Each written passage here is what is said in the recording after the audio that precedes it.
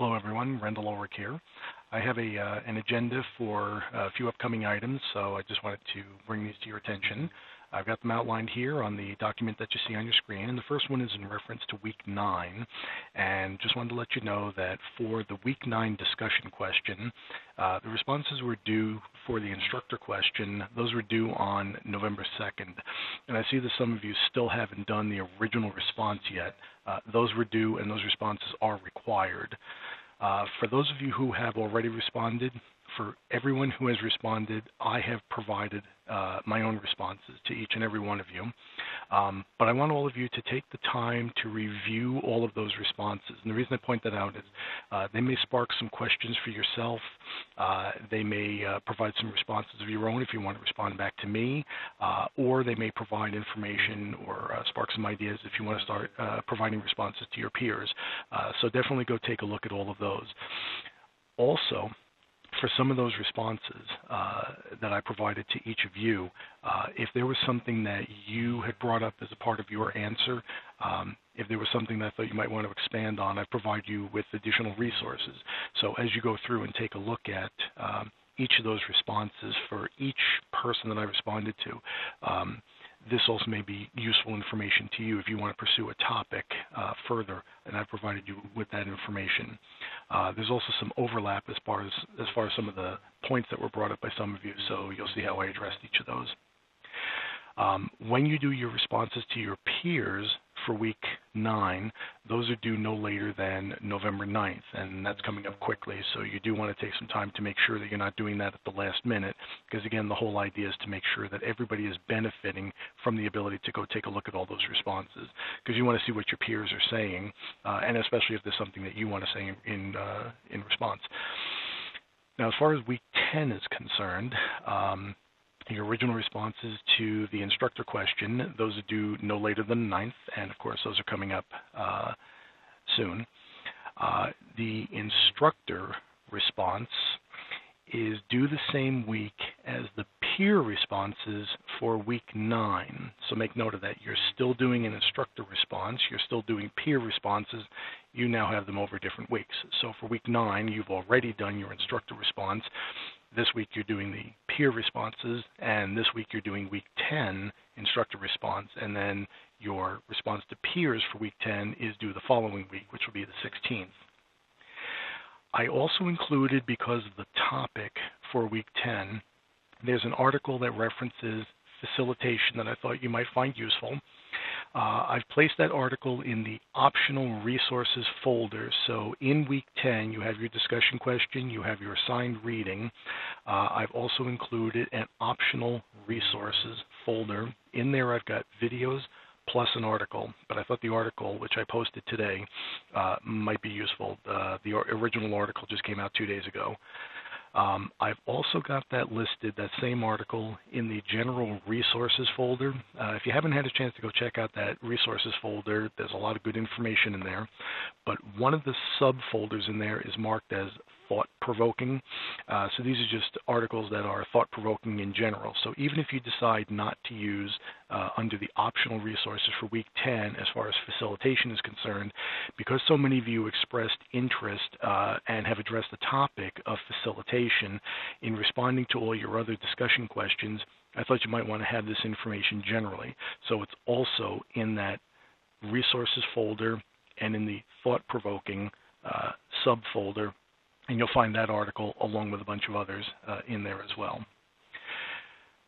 In reference to your Week 8 presentations, make sure you're uploading those to Dropbox. Not everyone has done this. I've noticed that there's still quite a few outstanding items to be uploaded. So if you haven't done that, make sure you do. Also make sure that your name is included in the file name for the presentation you upload. I've got people who are just uploading presentations, but there's no name attached, so I want to make sure that without having to open it, that I can make sure who has already plugged that information in. And of course, the point of that was to make sure that these presentations are available to your peers so that they can review your information and also take a look at some of your references, because if you have anything in common and you want to use that for later research or later project, then you've got access to that information. So you do want to share that with your peers as well. Just a reminder, I do have a couple of people who have either not done presentations or have not given their presentations to me at all.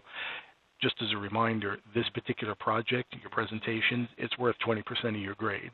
So make sure you get your presentations to me if you didn't do a presentation in the class. Now a word about the final project.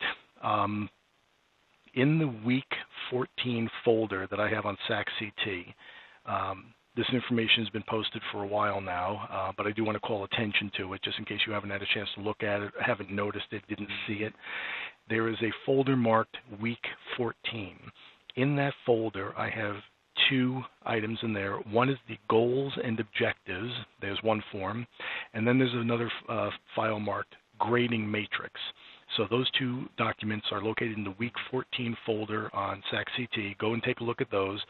In the same way that I had those same kind of documents that outline what it is we're looking for as far as the final project is concerned, just like I did for your presentations, what are we looking for, goals, objectives, and all the rest of it, and then how it's going to be graded, so all the elements that need to be included, that's in the grading matrix. So as long as you had those guidelines to go by for your presentations, you've got the same kind of information for your final project. Just as a reminder, your final project is due on December 6th. We have a final face-to-face session during that day, and you're going to be bringing that in. You are going to be handing in a hard copy that day, and that document is going to be 3 to 4 typewritten pages, and that's exclusive of any cover page or any attachments that you include. The project itself is 3 to 4 pages, so it's not all that long, but you do have a fair amount of information to cover. And as a reminder, I've alluded to this before and have included all this information in the goals and objectives and included in your grading matrix, but just to let you know, what we're interested in is take your current teaching situation, if you're in a traditional classroom, for example, and create a flipped classroom model for the subject you teach, the grade you teach, and so forth. And the major focus is, how would you do that? And you're answering those questions. And we're interested in, what is your thought process for putting that together? What are you doing? Why are you doing it the way you're doing it? How did you reach the conclusions for what you're doing it? Why are you doing it the way you're doing it? The thought process is the most important part on this.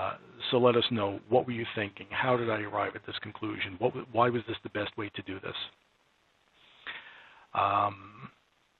Final item here, I am sending out a separate video, and this is going to address technical resources, online tools that are available to you. You might incorporate some of this information as far as your final project is concerned. This is an overview on some of the tools that are out there, low and no cost, and in some case commercial programs. These are different tools that you can use. It is separate and apart, so definitely take a look in your inbox. I'll be providing you with a link for that. And again, these are just some ideas that you might be able to incorporate, because you're incorporating technology into this flipped classroom model. So when you look at this, you'll see whether it's screen captures or how to create a podcast or anything else, presentation software, whatever. This might spark some ideas for you. It may help you figure out, what am I including? Why am I including it? Why was this the best way to do it? Some of these tools might accommodate that for you. So with that, I'll conclude this broadcast. And again, if you have any questions, comments, concerns, you can always send me an email. Just let me know if you have any questions about any material that I've covered in this particular video. Thanks.